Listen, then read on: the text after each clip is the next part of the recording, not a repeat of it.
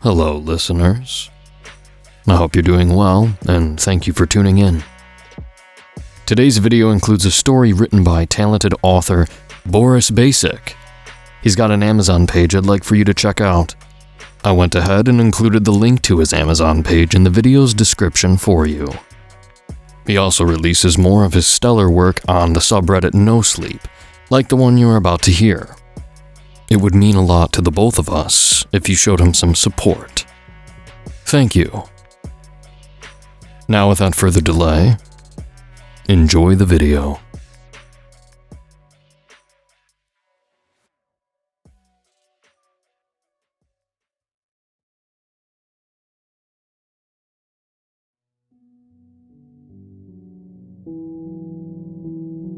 All the doors in my house have been removed from the hinges, not counting the entrance because that one is safe. I carry a doorstop with me at all times. When people ask me why I can't be around closed doors, I tell them it's crippling fear from an unprocessed trauma. In a sense, I'm not lying, but it's far from the truth. We carry so many heavy things on our conscience that it becomes part of our persona. Life without that burden is impossible to imagine, but there comes a point in life when we have to drop the dead weight. Some people are lucky enough to do it early. Those people get to experience life to the fullest without that looming dark cloud. Others, like me, hold on to their shackles, because there's beauty in the pain. Because without it, we would be stripped of everything familiar, and we wouldn't even know who we are anymore. I hope what I'm about to share will bring me a semblance of closure I've been seeking all these years. 20 years earlier, my dad got a job offer that forced our family to move to Woodburry, Oregon. For a teenager accustomed to the vibrant city life of Portland, this was a jarring shift. I was too young and too absorbed in my own world in order to appreciate the vast expanse of firs and pines cascading over the rolling hills the tranquility nature's embrace offered, and the warmth and camaraderie of small communities. I still remember how hot that May morning was when we arrived in front of our new home. I recall my parents marveling at the house, talking about life in the town with optimism. Some neighbors had come by to introduce themselves to my parents, and just like every bitter teen, I entered the house and climbed upstairs into what I hoped would become my room once we settled. For the next 15 minutes, the reality of my new life was starting to dawn on me with a crushing weight. With no proper way to keep in touch, it wouldn't be long before my friends forget about me. That's life, I guess. When we're young, every upheaval feels like the end of the world. If only we knew back then how easy we had it. Friendships blossomed from shared glances, cool toys, or the coincidence of being in the same place. As we grow older, those friendships transform into something with layers of depth. It's no longer just about having fun in the moment. It's about existential crises and finding answers to life's big questions. That is where paths often diverge. At that crossroads where the broad meets the specific, we often come to a realization that it's not always a falling out that ends friendships. More often than not, it's the steady march of life pulling us apart. Sometimes, people change. That brings me back to Woodburry. My contemplation was interrupted when my mom called me downstairs to meet the new neighbors. Grouching, I stamped to the front door, expecting an elderly woman carrying a tray of mint cookies or a married couple from across the street flashing taut grins. Instead, I was met with a boy and a girl my age. An unexpected surprise. Hi, the girl said. I'm Nicole. She was a pretty thing. Big, ocean-colored eyes. That was the first thing I noticed about her. short and with ginger hair tied into a ponytail. The way she incessantly stared at me in fascination suggested that new faces in the neighborhood were a novelty. The lanky boy next to her might have shared in her enthusiasm, but the long bangs partially covering his face made it difficult to tell. His back slouched, perhaps to reach the pockets of the sagging pants his hands were buried into. And when he spoke up, he did so with a deep and resonant voice that belied his slender frame. Hey, I'm James. We live nearby. He hooked a thumb in a general direction down the street. For a moment, he straightened his back and squared his shoulders, as if following an echo of a reminder, perhaps an adult reprimanding him for his improper posture. Hi. That was all I could manage. I didn't like those pair of eyes plastered to me. I felt like an animal at the zoo, there for entertainment of these two visitors. My mom must have sensed my hesitation because she put a hand on my shoulder and did the introduction for me. This is Chris. We just moved here from Portland. Heat rushed into my face. I felt embarrassed in front of the two people that could potentially become my new and possibly only friends in Woodburry.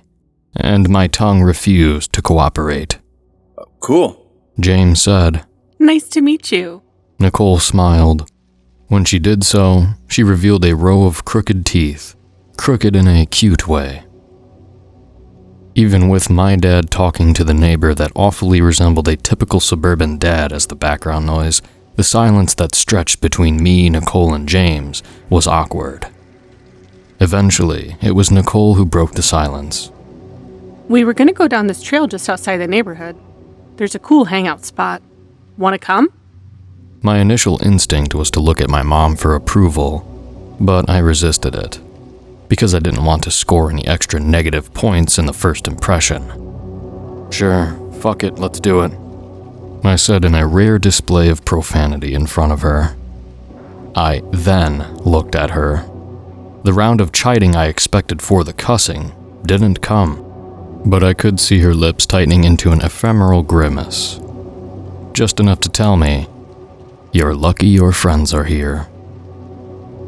Be home by dinner, she said instead. James pulled his hands out of his pockets and led the way. He took long, stork-like steps, dragging his already dirty pant legs across the ground.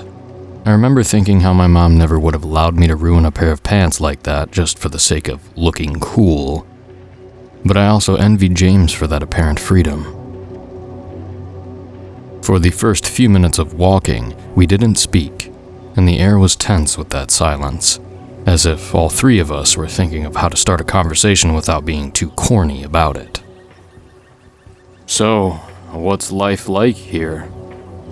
By the time I realized how stupid that question sounded, the words had already left my mouth. Boring, Nicole said. It has its perks, James said. I thought everybody wanted to leave this small town eventually. I raised an eyebrow. Move somewhere bigger? Everyone normal. Nicole said. I can't wait to graduate and leave this shithole. Where do you plan to go? I asked. I don't know. Somewhere big. A place where nobody would know me. Where I could make a fool of myself in a crowded place and not worry about the whole town knowing about it for the rest of my life. It sounded as if Nicole was speaking from experience, either hers or someone else's. Oh, come on. Woodbury's not like that, said James. Nicole gave him a look. Miss Coates is still known as the Cat Lady. So? She's been dead for 20 years. It's a pretty distinct title. Well, it wouldn't be in a big city. Over there, you could do whatever you want and be whatever you want, and no one would even look in your direction. And you know why? Because people don't care over there. They have their own busy lives, and there are far too many cat ladies for them to pay attention. Right, Chris? She spun, waiting for me to chime in. I couldn't really tell because Nicole was giving me a perspective on something I had known all my life. To someone who believed since early childhood the sky was blue, Anything opposite seemed outlandish. I had grown up in a city, and that made me desensitized to the benefits of privacy and opportunity it offered. Living in a small town, it has its perks. James repeated. Oh, yeah? Name some. Nicole insisted. There's safety in it. You know everyone, and everyone knows you. You know you can count on your neighbors. It's a real community, not a traffic jam rat maze packed with people who are dead inside, slaving away from the morning to dusk for their corporate overlords. Would you rather work at the local movie theater for the rest of your life? I'd rather trade the extra money for some peace and quiet. Listen. He stopped and raised a finger. Nicole and I stopped abruptly, too. You hear that? Gentle swaying of trees in the wind. In the distance, the migration of a car's engine. Chirp from the canopies. I had never lived in a neighborhood as serene as this one. Police and ambulance sirens were my lullabies and white noise. This silence was unnerving. It carried too much emptiness, too much room for pondering. I assumed that the abysmal vacuum would only amplify with the arrival of night, especially in the quiet hours while trying to sleep. That was when the body relaxed and the mind went to work, filling the blanks with a compilation of all the embarrassing moments that made us question our competence as a human being. It's too quiet. How do people even fall asleep when it's like this? I asked. You'll get used to it after a while, said James. If it meant I would be lulled into this monotony of a life, then I didn't want to get used to it. We continued walking to the edge of the woods, presumably marking the border of the neighborhood. I looked back toward my new house. I could still see my dad in front, but as a distant, imperceptible figure. Oh, you coming? I turned my head toward them to see them standing at the beginning of the trail. Where are we going? I asked. It's a cool hangout spot. You'll see, Nicole said. She must have noticed my reluctance, because she said, we'll get you home before dinner. Promise. Another pang of embarrassment, which I promptly suppressed. I had already made a decision that I wanted to be a part of James and Nicole's gang, and for that to happen, I had to be cool, not lame.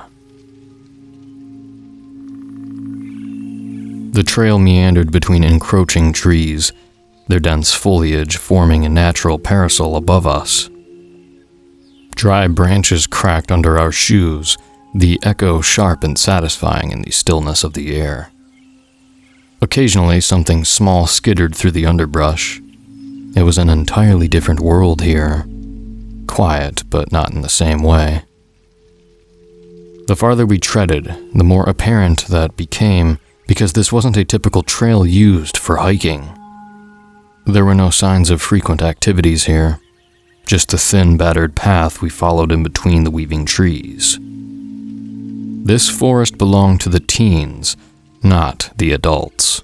It was our domain, sanctuary away from prying eyes where we were the rulers. I said we because I already felt like I was a part of the inner sanctum Nicole and James had formed. At some point, James stopped. He pointed off the trail to his left and said, This way. Where are we going? I asked again, a flicker of uncertainty urging me to go back. It's cooler if we show you, said Nicole. She gestured to a rock sitting in the grass. This is the first landmark. Remember it. She was talking like I would be coming here more often. In that moment, I knew I would. If not for the repose this place offered, then for Nicole. If those blue eyes weren't enough to convince me, then her smile was. Never underestimate a teenager's hormones. We trekked through the tall stalks of grass for a few minutes until we reached a clearing. In the midst of the ground stood an opening descending into inky blackness. What's that? I asked. James was already descending the ladder attached to the hole. Nicole gave me a reassuring look. It'll be worth it. Trust me. She went down next. Left alone in the open sky, I approached the aperture and peered down. I could just vaguely make out two silhouettes shifting in the darkness. Come on. James's voice came out as tinny. I put my foot on the first rung. The ladder squealed in protest. The whole thing was rusted, jangled with each step I took, the reek of an imminent injury, or worse, looming right above me, gnawing at the nape of my neck. Pretty soon, I was plunged into darkness. All I had as orientation was the daylight that poured in from above. Daring to look down, thick darkness seemed to congeal at my feet. You're almost here, Nicole said from below, her voice sounding both close and far at the same time. It was the boost I needed. My eyes adjusted to the dark by the time I reached the bottom. When my feet touched the slick surface of the ground, I said a silent prayer for not slipping and breaking my ankle. Nicole was staring at me with a complacent smile. James, on the other hand, was fiddling with something by a wall I couldn't see. Moments later, a spear of light cut through the darkness.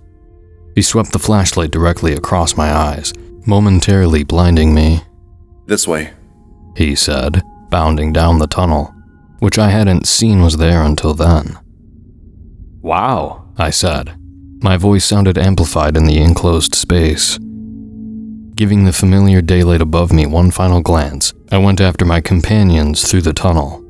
My shoes splashed across the shallow puddles. Twice I held out a hand for support on the nearby wall, only to have my fingers come off slick with grime. My trepidation was kept in check by my fascination with this place. How often does a teen get to explore a tunnel? Does anyone else know about this place? I asked. Nope, just me and Nicole, James said from the front. I'm amazed no one has discovered this yet. Both Nicole and James became just an octave quiet, and it was then that I knew I had said something I shouldn't have. Nicole craned her neck toward me. We had a friend. He's the one who discovered this place. Well, what happened to him? I asked, even though I knew I shouldn't have. A moment of pause lingered between us, as if Nicole and James were trying to decide who should be the one to tell me. He left Woodburry. I think his parents got like a new job or something. There was resentment in his voice, maybe even anger toward that unnamed friend. Nicole's demeanor, on the other hand, betrayed. Was it hurt? Didn't he tell you why he needed to leave? I asked. It all happened in a hurry. Hey, it doesn't matter. Andrew's gone, but we're still here, James said, but the pitch of his voice was just a little too high. We must have been walking for 20 minutes before we reached another ladder. This one ascended into blackness.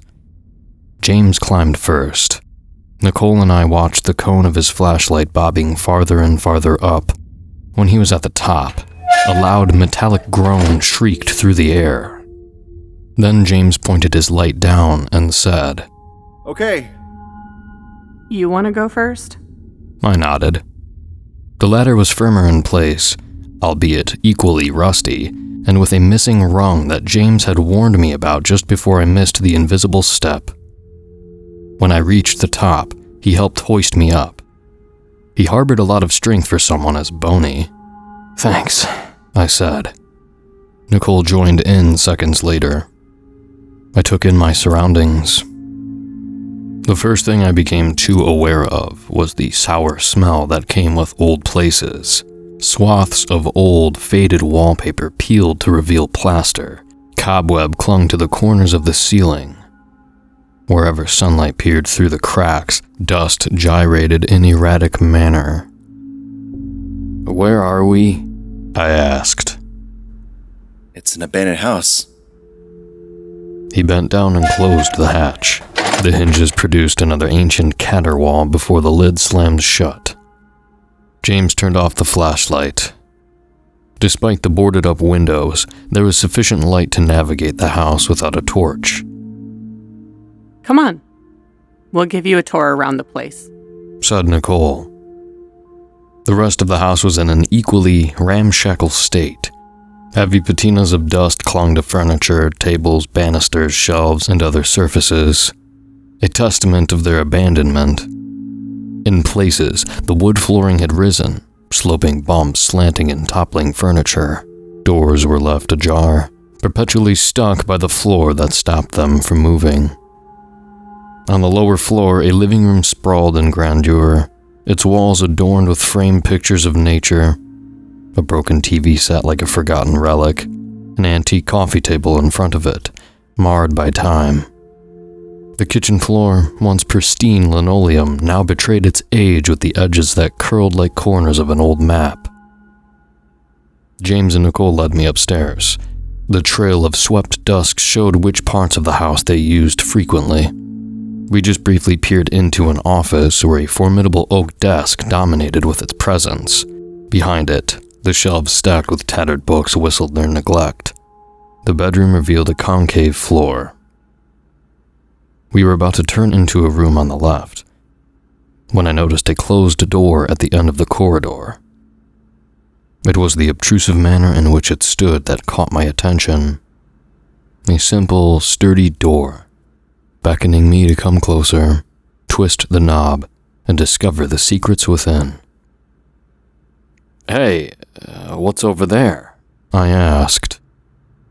Oh. Nicole gave it an aloof glance. We'll get to that later. Come on.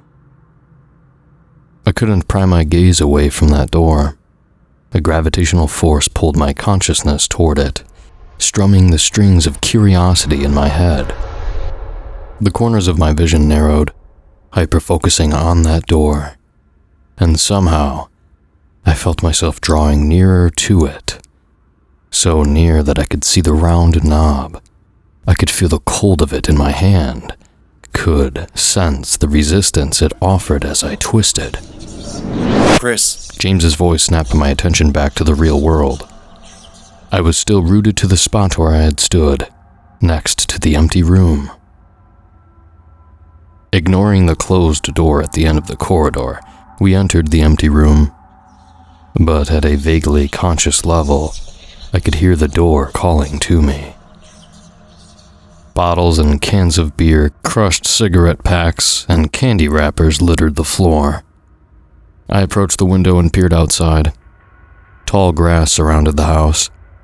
From what I could tell from the other windows, there was no good way to approach the property. That, coupled with the fact that the house was in the middle of the woods, made for a perfect refuge for rebellious teens. "Okay, not gonna lie, this is pretty cool," I said. Right? We often come here to chill out after school. Whose house even is this? James shrugged. Who the fuck knows? It's been here longer than we have. I spun to scan the room. A Polaroid was tacked to the wall. Curious, I inspected it. A young man with a stuck-out tongue held one arm around Nicole, the other around James, who presumably held the camera to take the picture of them. Nicole was laughing, drawn close by the man's embrace. "Is that him?" I asked. Yeah, There was a hint of somberness in Nicole's voice. that's Andrew. The fingers of the hand which he had around Nicole were adorned with garish rings. I noted a skull on his ring finger. The rest were indiscernible. It was a timeless moment that would never repeat. Three friends, oblivious to the past or the future, just living in the moment for that rush of dopamine that each other's presence gave them. Looking at the picture made me sad on Nicole and James's behalf. There were still too many unspoken things about Andrew, things they weren't ready to share. The despondency that suddenly appeared in the air alluded to that. So, the house, you said no one else knows about it? I asked. Nope. And speaking of that, now that you do know about it, it means you're part of our gang, whether you like it or not. Before the warmth of welcoming could snuggle up to my chest properly, James said. And being part of our own gang means you need to follow a few strict rules. They were both staring at me, waiting for my approval so they could recite the terms and conditions. I nodded once. Rule number 1. You never tell anyone about this place. Never. James said. You can come here all you like with us, or alone, but you never ever show it to anyone. Why? Because word's going to spread, and that means this entire house is going to become like this room. He gestured to the trash.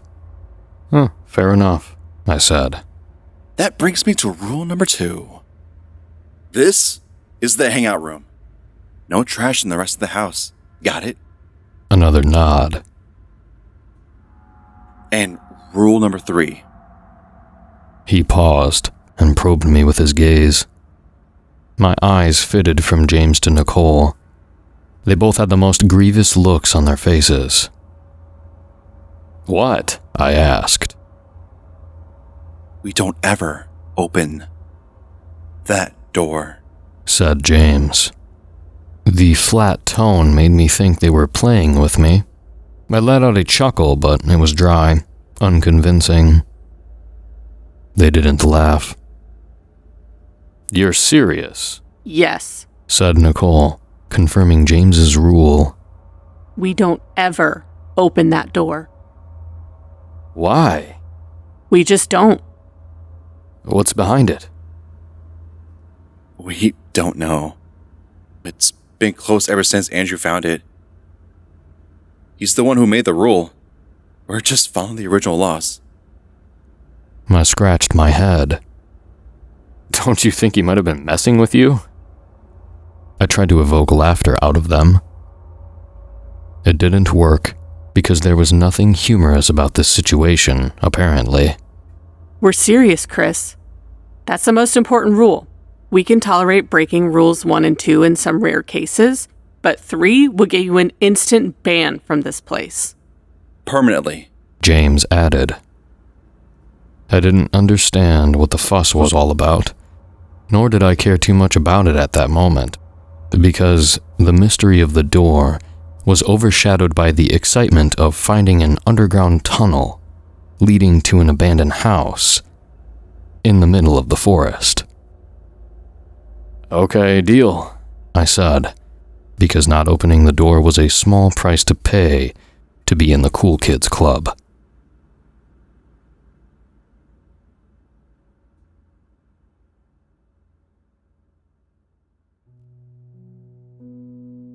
Over the next few months, I adjusted to my life in Woodburry. I started going to school, met some friends, but I mostly hung out with James and Nicole. Every day after school, we would go to the house and stay there sometimes until late evening. The house breathed a different aura with the fall of night. The exterior grew in volume, but the house itself seemed to sink into slumber. At moments, it felt wrong to speak too loudly so as to not disturb the silence that permeated the air. Other times, I felt like we could scream at the top of our lungs and no one would bother to shut us up. That unbridled freedom was refreshing for someone living under the tyranny of their parents. Only one thing remained constant and unchanged about the house. The door at the end of the hallway stood stalwart, an inanimate object that fluctuated with strange sentience in moments of utter silence. While inside the house, we would have fun, and then out of nowhere, the mood would seem to drop. Just for a second. Always just for a second. Enough for all three of us to share a silent glance, but never voice what that viciousness in the air meant. In those moments, my mind would inadvertently be drawn to the door with unrestrained curiosity. A nagging voice would rationalize why it was okay to open the door, that there was nothing there, that we were elevating our own temptation and giving that room more power than it had. But then, that inkling would disappear just as quickly as it had arrived, and we would go back to talking and laughing. I learned a lot about my friends. James's dad wanted him to take over his car repair shop, but he wasn't interested in cars. He wanted to become a video game developer someday. People are going to work remotely in the future, he kept saying. We were all going to have computers at home, he said. Nicole and I had a lot of fun taking jabs at him for that. Once, Nicole opened up. I learned that there was a lot more to her than the jovial mask she put on her face. She came from a troubled family.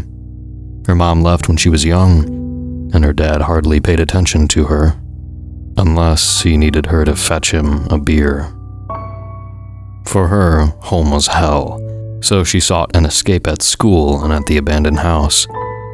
The house was the only place where she could truly be herself, she said. She often mentioned Andrew. There was a sort of melancholy to her words, but also fondness. At times she spoke about him highly, an embalmed description that couldn't possibly be true.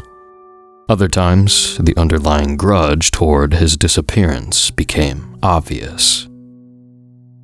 I never asked if the two of them had been more than just friends. I just sort of put two and two together. After all, people don't reveal the most about themselves through their storytelling. They reveal it between lines of seemingly innocent sentences. And sometimes, when she didn't know I was looking, she would assume this pensive gaze when she was staring at the group photo on the wall, like she was trying hard to remember something from the past. Something that would shed light on a mystery that kept plaguing her mind. Or perhaps, she was simply reminiscing the good times with bittersweet dejection. Either way, that scarring made her more beautiful in my eyes. It made me see past the superficial beauty, past the ossified shell she'd erected around herself, and made me appreciate her more for who she was. All our lives, we are told to strive for perfection. But in truth, it's the flaws that make us beautiful. Those imperfections tell the story of our resilience in the face of adversity. Each blemish is a testament of our strength, a crack from which something beautiful can blossom. I remember it clearly. It was a cold September night when it all changed. I remember it because it was the last time I ever felt truly happy before my innocence was irrevocably stripped away. Nicole, James, and I had been chilling in the room designated for trash, just as we had been for the past few months. We had been drinking a little more than we planned. I wasn't drunk, but I was past the point of no return about managing to convince my parents I was sober. With that in mind, I figured I might as well go the extra mile. I don't remember what conversations we were having. That's what bothers me the most. For the past 20 years, I've been trying to recall in an attempt to regain a semblance of that innocence I had lost, but it just wasn't coming to me. People usually remember the endings the most vividly, don't they? So why couldn't I remember? Because that wasn't the ending for me. It was only about to come. I can't remember what we had been laughing about, but what I do remember is Nicole stopping, as if a foreign thought had just occurred to her. I miss Andrew, she said. Both James and I went quiet, because we both knew we had reached a new milestone in our friendship with Nicole. She'd never dared to voice her emotions toward Andrew up until then, to open up about the scar that obviously hadn't healed even after all this time. But the booze must have been loosening her tongue. We, as humans, don't deal well with mysteries. We need to believe there's a reason for everything in life. That God is cruel. That the universe has a plan for us. That it's fate. Destiny. Anything but the infinity of question marks looming millions of light years away. And yet staying in the vicinity for us to wonder. Me too, James said, because what more was there to say?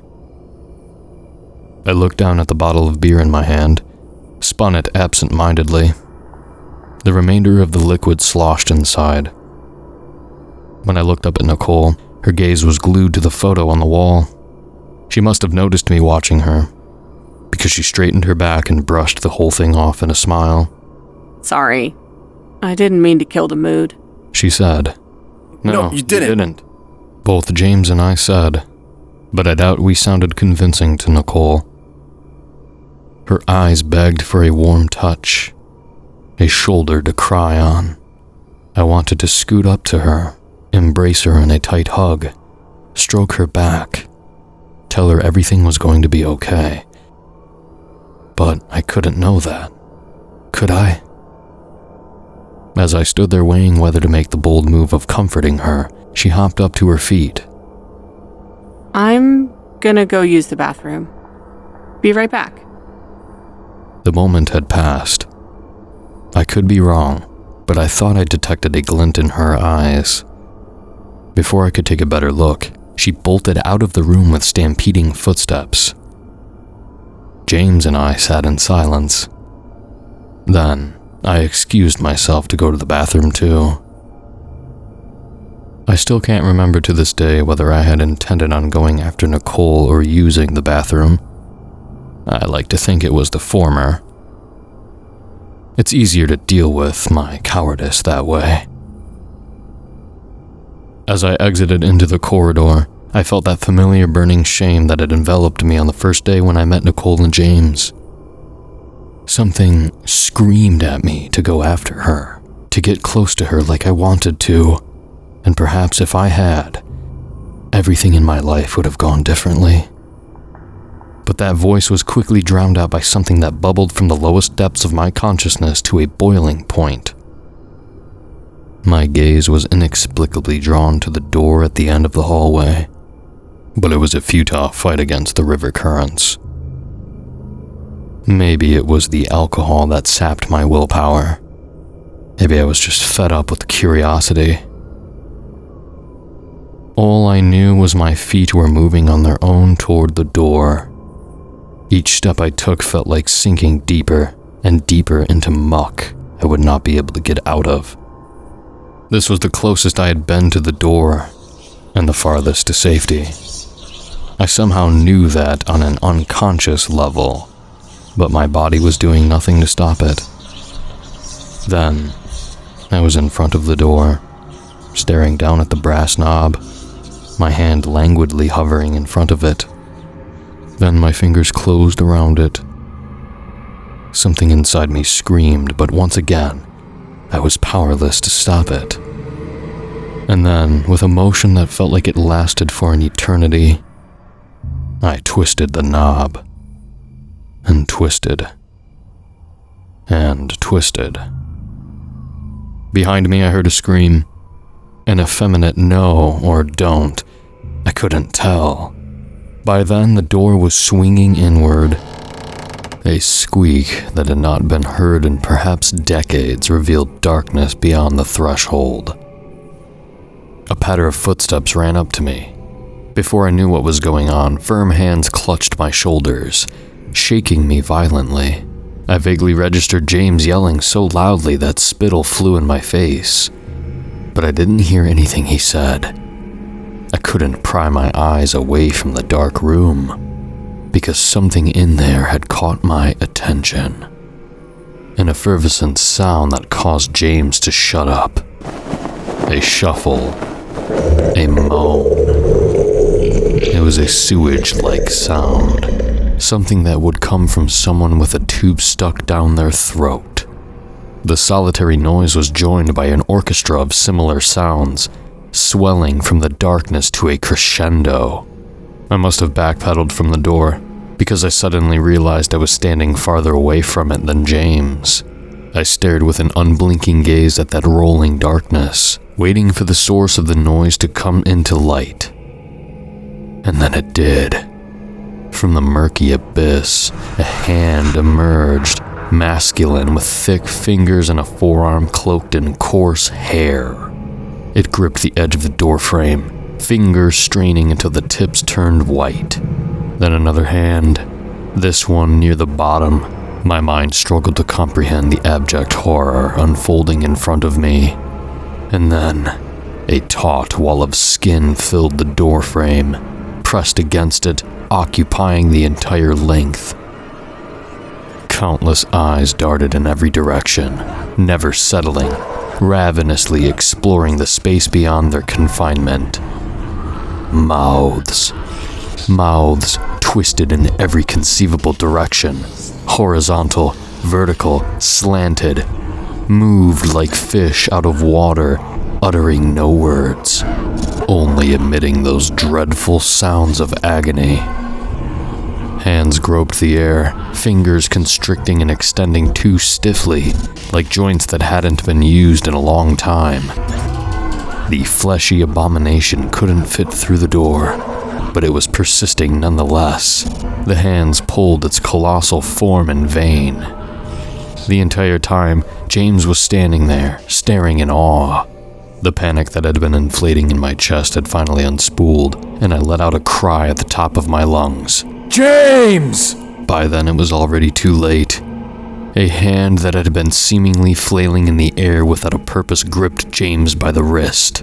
His eyes grew wide just in time when fingers groped him, tugging at his hair, his shirt, ankles.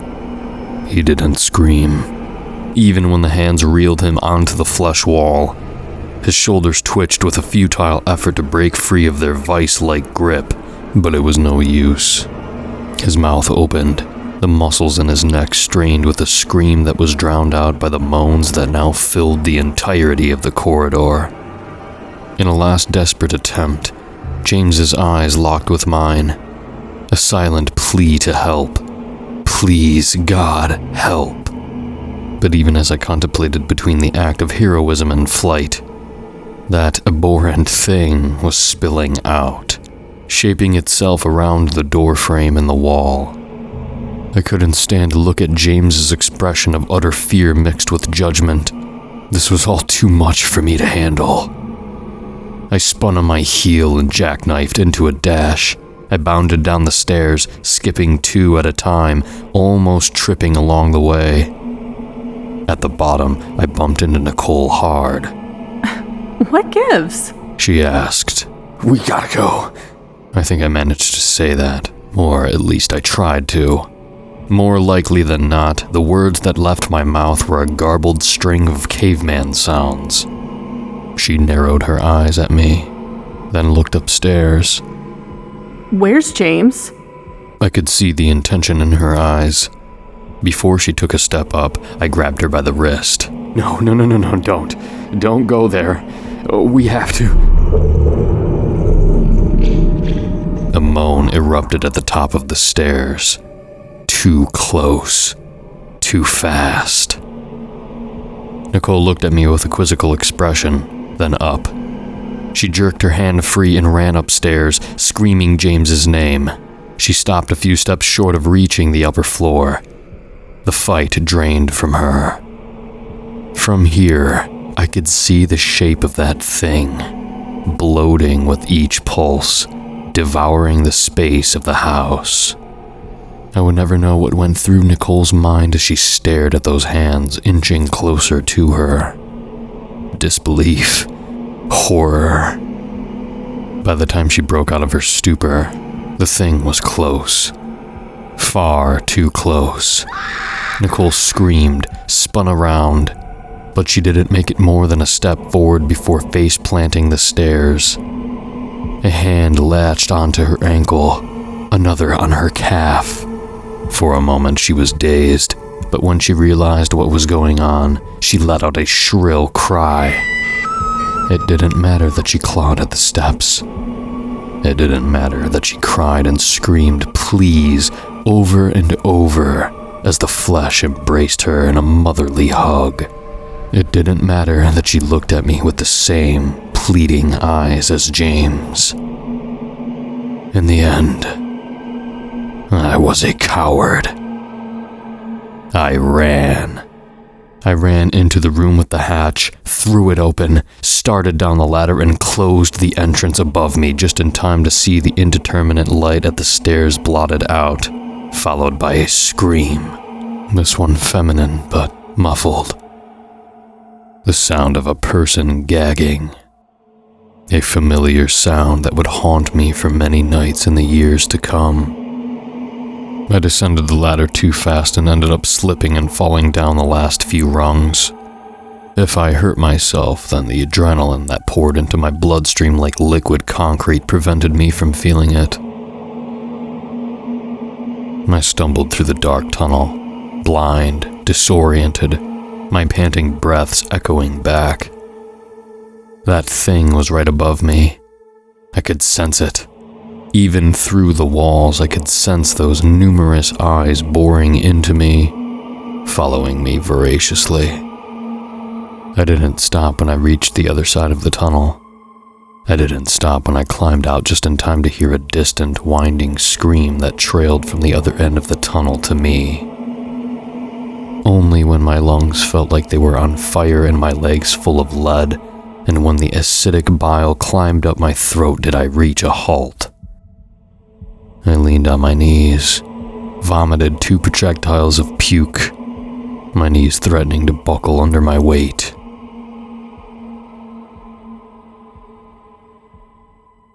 By then, I could no longer sense that thing from the house. I stumbled the rest of the way home. My mom was in the living room, awake and ready to give me a round of scolding. It didn't take her long to notice something was wrong. And by then, I had broken down crying. The police were called. They didn't manage to string too much coherence out of me, just the location I pointed them to. Less than an hour later, they returned to let me know that the tunnel I was referring to had completely caved, making traversal impossible. It looked like it had been like that for a while. There was no house in the woods anywhere close to Woodburry, according to them. I was the prime suspect for a while, but with insufficient evidence to convict me, I walked free. My stories dismissed as the ravings of a deranged teenager. By then, Woodburry was clad in a veil of black. The rescue had turned into a body recovery, and then ultimately ceased entirely. The perkiness in the streets was gone. Memorials and tributes were erected all over Woodburry. The hauntingly happy faces of Nicole and James staring at me wherever I went. I became the black sheep of the town. Everyone stared at me with hateful eyes, but never actually said anything aloud. That suggestive nature was driving me crazy. Sometimes I wished they would come out and point fingers at me, punch me in the face, call me a murderer. Because that's what I am. It didn't matter that I didn't deliver the killing blow. My parents weren't spared of the shunning, either. Not long after that, we moved back to Portland with our tails between our legs. As far as Woodburry folks were concerned, good riddance. My parents never looked at me the same way. They tried to believe me. They really did. But the human mind can bend to adapt to the illogical only to a certain extent. If they weren't looking at me like I was a criminal, there was pity in their eyes. I don't know which I hated more. Years later, I tried various methods of therapy to get to the bottom of what happened that night, without any actual results. No one could solve my problem because no one believed me. Meds didn't help, and the glowers I earned from both experts and people I tried to make friends with helped me learn that it was better to not open up about my trauma at all. I haven't been able to look at a door the same way since. No matter how hard I try to forget, that night follows me everywhere I go. A subtle reminder that invokes all the memories, forcing me to relive them all over again, sometimes with terrifying vividness. Lately, I've been hearing it a lot, in the quietest hours just before I drift to sleep. The tortured sound that jolts me wide awake in cold perspiration. Sometimes it's that moan. Sometimes it's an agonizingly familiar scream pushed to the forefront of the fleshy mass. A taunting gesture to remind me of my cowardice. Sometimes it's a conglomerate of voices all screaming in their own individual suffering. Whatever was trapped in that house has finally reached me. I ran that night. I've been running since. But I'm tired of running. Nicole and James are coming after me, and I can feel their unfiltered drive for revenge, fueled by the colossal hatred of the countless bodies trapped in the amalgamation. As I dream, I can see that wall of skin. It's encompassing the entire world, surrounding me in every direction. Nicole and James's face are on that architecture of flesh. They're stretched to impossible lengths, staring at me, screaming at me with the anguish of people suffering for an eternity. Hands are reaching toward me, hungrily clawing at the air for their next prey. Just before the fingers graze my face and I wake up, I see what I saw that night at the house just before closing the hatch. A glimpse of a skull-shaped ring digging into the constricted finger. Maybe they're together now, in some kind of twisted unison. Maybe they've become one. Maybe that's the only way for me to be accepted.